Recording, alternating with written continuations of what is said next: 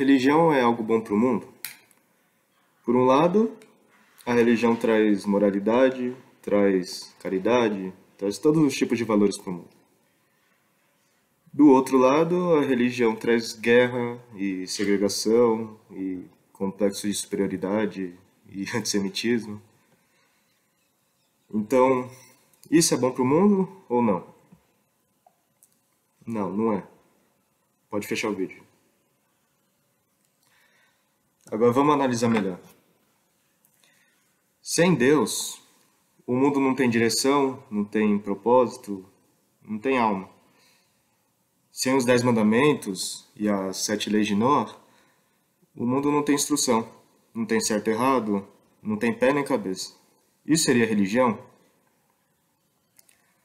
Você vê um tzadik. Tzadik não é religioso. Ele é um homem de Deus. Muito melhor. Quando um judeu coloca tefilim, ele está sendo religioso? Certamente não. Ele só está sendo judeu. Uma judia vai no mikve. Ela está sendo religiosa fanática? Não, ela está apenas sendo judia. A prova disso é: um judeu coloca tefilim, ele não se torna mais judeu por isso. Uma judia vai no mikve, ela não se torna mais judia por isso. Uma mulher, certa vez, ela perguntou para o rabino: Rabino, eu estou pensando em usar o mikve, mas não sei. Se eu fizer isso, como eu vou ficar? Ela quis dizer: será que eu vou me tornar aquele tipo de pessoa séria, religiosa, espiritual? Aí o Rav respondeu: não, você só vai ficar molhada. Fora isso, nada muda. Você entra no mikve judia e sai judia de lá. Se um judeu cumpre algum preceito, ele está apenas sendo judeu. Assim também é para os Bnei Noach. Por que a gente ganha um título? Ah, então agora você agradece a Deus só por um copinho de água? Sim, eu sou um Bnei Noach. Certa vez uma mulher num lugar cheio de gente, lotado, chegou no Rabino Friedman e ela falou em Yiddish: Rebbe, meu filho está se casando com uma não-judia, conversa com ele.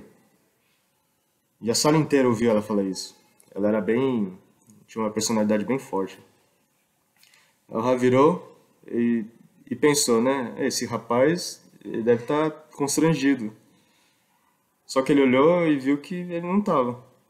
Aí então ele falou: é verdade? Você está se casando com uma não-judia? Aí ele falou: sim. Aí o rabino falou: então você vai ser o judeu da família. Aí o rapaz concordou: sim. Aí o rabino falou: então, quando eles tiverem uma pergunta sobre judaísmo, você vai responder. Aí ele falou: sim. Aí o rabino perguntou: você acha que você sabe o bastante para poder responder as perguntas? Ele respondeu: e o que há para saber?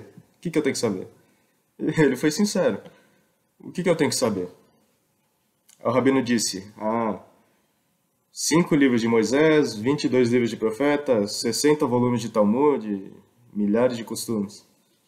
Imagina a reação do rapaz. O rabino continuou: sabe o que seria uma boa ideia? Antes de você se casar, vá para Israel, entre uma yeshivá por alguns meses e estuda um pouquinho. Então, quando a gente te fazer perguntas, quando a sua família não judaica fazer perguntas, você vai poder responder a eles com classe, categoria. Aí ele falou: ótima ideia.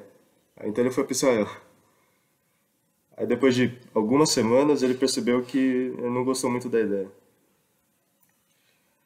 Mas a gente vê aqui o grau da inocência, também o grau da ignorância. Ele não era um filho rebelde. Ele simplesmente não tinha ideia, não fazia ideia daquilo. Tem outra história de um rapaz, ele viu o rabino depois de um tempo, né, sem ver ele.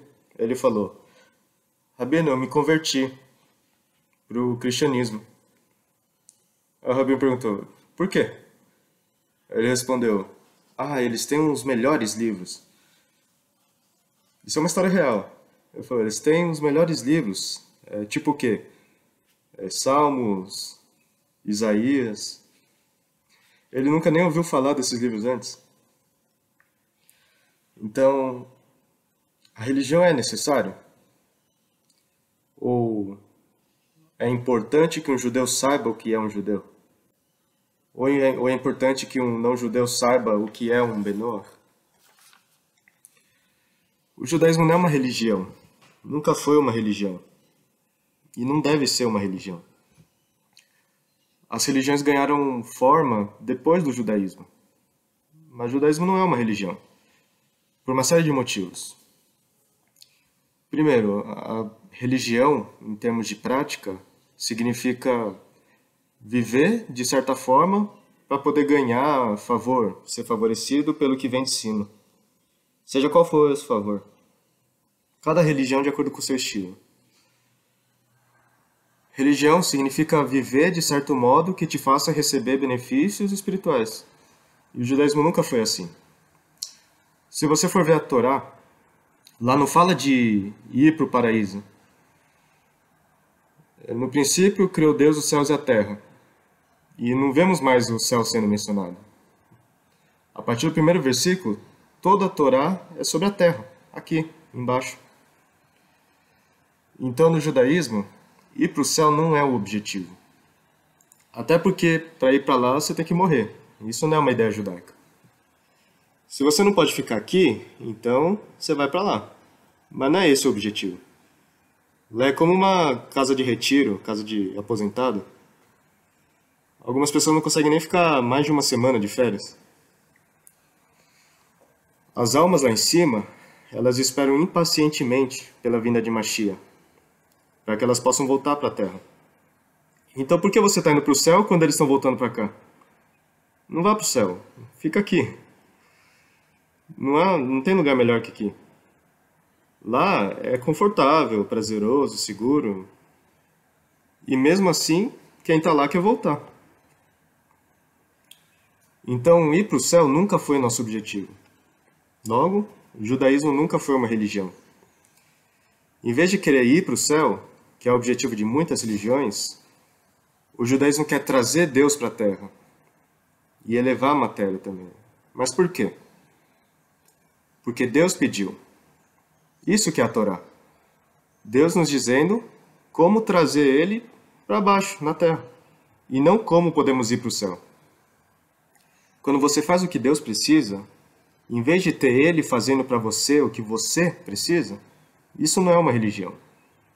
A gente pode chamar de outra coisa. Isso não é espiritual, é divino. O que Deus quer é santidade. Se você está fazendo o que Ele quer, você está sendo santo. Bem melhor que ser religioso, concorda? Porque religião pode se tornar algo bem egoísta. Pode se tornar bem competitiva. Pode se tornar um self-service. Arrogante, exclusivo, etc. Todos vocês sabem o que a religião traz. Se a gente está aqui para fazer um mundo mais divino, para que assim Deus possa estar confortável, ser bem-vindo e estar desfrutando da sua criação, ninguém pode ficar de fora. Se o mundo supostamente deve ser confortável e hospitaleiro para com Deus, deve ser o mundo inteiro. Claro que judeus fazem isso de forma judaica e os não-judeus fazem isso de uma forma não judaica, mas todos devem fazer isso, cada um com sua função. Caso contrário, o mundo não será da forma que Deus deseja. Então, se você está servindo a Deus, sua mente está mais aberta, diferente da religião. Deus é necessário. Os preceitos são necessários, a moralidade de Deus é necessária, mas religião? Então, o judaísmo não é religião. E judeus não são religiosos. Já notaram isso? E Bnei Noach também não são religiosos. Algumas nações são religiosas por natureza. Nós não. Nós somos teimosos. Que nem os hebreus que fizeram o bezerro de ouro. Isso é o oposto de ser religioso. As pessoas religiosas, elas se curvam perante a vontade de Deus. Nós não. Nós corrigimos Ele. A gente faz perguntas e mais perguntas. Na religião é uma demanda por ignorância e obediência. Uma demanda. Pessoas inteligentes e sábias, de repente, ficam mudas. A religião deixa essas pessoas cada vez mais tolas. Faz elas acreditar que seguir certas regras vai garantir um lugar no céu. Sempre questão de obediência, sempre fazendo entendimento desnecessário. Eles falam, você não precisa entender nem saber de nada. Faça o que eu te mandei, vai ficar tudo ok. Aí não é à toa. Muitos perdem o gosto por isso. E para melhorar, eles ainda proíbem fazer perguntas. Se fizer pergunta, você está sendo rebelde, seja obediente. Como se perguntar fosse algo mal. E além disso, a religião te torna dependente. Você é indefeso, você não consegue se virar sozinho, você deve depender de Deus, somente Ele pode te ajudar, etc. Aí, primeiro, precisamos ser obedientes. Segundo, precisamos ser mais burros. Terceiro, reconhecer que somos indefesos. E, na verdade, os três problemas são reais. Realmente, a gente precisa obedecer a Deus. Somos burros perante a sabedoria dele e dependemos dele. É tudo verdade isso. Só que, o que estamos fazendo para consertar isso? A religião traz os problemas, mas não a solução, aparentemente. Todas as necessidades são externas, impostas. Você se sobrecarrega delas, mas elas não são suas. Se você se autoprojetasse, você programaria seu organismo a precisar de comida? Ou a ter que dormir 1/3 de uma vida? Quem te projetou assim? Deficiente, entre aspas. Até um porco come o que a gente come e dorme também. Isso é humilhante. Um ser humano precisa comer. Errado. Um ser humano precisa ser humano. Ninguém precisa comer. Mas todos foram projetados com dependência de comida, e de sono, e respirar. Se você realmente pudesse se projetar, você não se faria com tantas dependências assim. Veja como a Torá é simples. Ela é verdadeira e óbvia. Como é o primeiro versículo? No princípio criou Deus os céus e a terra. Pode fechar o livro já é o bastante por hoje. E o que isso significa? Que no princípio, ou seja, antes de nascermos, Deus criou os céus e a terra, com um propósito. Agora responde essa pergunta. Entre um pintor e uma pintura, quem precisa de quem? Você pode achar que a pintura precisa do pintor, mas sem a pintura, o pintor não é pintor. Um fotógrafo não é um fotógrafo se ele não tiver uma câmera e as fotos. Isso faz sentido? Você implorou para nascer? Você implorou para nascer dependendo de oxigênio? Não. Deus criou os céus e a terra e o ser humano. Quem precisa de quem? Sim, Deus é perfeito, completamente independente e ele poderia não ter criado nada. Mas ele não quer ficar sozinho. Faz sentido alguém se casar só porque não sabe cozinhar? Ou não sabe lavar roupa? Sai mais barato contratar alguém para fazer isso em vez de se casar. Por que Deus nos dá o livre-arbítrio? Mesmo sabendo que a gente ignora ele ou se rebela contra ele, Hasveshal, por que ele nos dá o livre-arbítrio? Porque se ele não desse o livre-arbítrio, ele ia continuar sozinho. Esse é o significado de Hashem Echad, Deus é um. Ele não quer ser o único. Ele quer que sejamos um com ele. E como ele nos criou à sua imagem, a gente também sente essa vontade de estar conectado com ele. E isso é a revelação do Monte Sinai. Deus fala como podemos nos unir a ele. Se Deus precisa da gente, ele vai falar o que a gente precisa fazer. E por isso ele entregou a Torá. Ninguém precisa dos preceitos. Nenhum de nós criou o mundo em 6 dias. Se você falar, eu não pedi para nascer, meu pai me colocou aqui, ele paga minhas contas então. O que o pai ia responder? Ei, eu também não pedi para nascer. Pede pro seu avô pagar suas contas. Aí por aí vai, né? O bisavô, o tataravô, até chegar no Criador. Ele quer você aqui. A gente não precisa de nada. Somos livres. Só que a gente tem a oportunidade de servir ao Criador do mundo inteiro. O Criador do mundo inteiro, do universo. Por isso Rosh Hashanah é tão importante. Deus quer ser o nosso rei. Mas todos, judeus e não judeus, têm de querer Deus como rei. Não porque a gente precisa, mas porque Ele precisa. Fazer um favor para os outros é bem mais prazeroso que fazer para si mesmo. Toda mãe sabe disso. Então se você falar, não quero, não preciso ser religioso, finalmente você entendeu. Deus criou o mundo com um propósito. Você quer ajudar Ele ou não? Deus chamou Abraão e o que ele respondeu? Hineni. Vocês sabem o que significa Hineni? Estou desempregado. Eu nem pedi para nascer, então já que estou aqui, me dê uma tarefa. É melhor que ficar parado. Quando você acha que precisa, ou melhor, quando Moisés ficou 40 dias e o povo faz um bezerro de ouro, foi porque eles acharam que precisavam de algo. Deus tinha acabado de dizer o que ele precisa. Ou seja, o bezerro não é a idolatria. A idolatria é você achar que precisa de algo, e não Deus.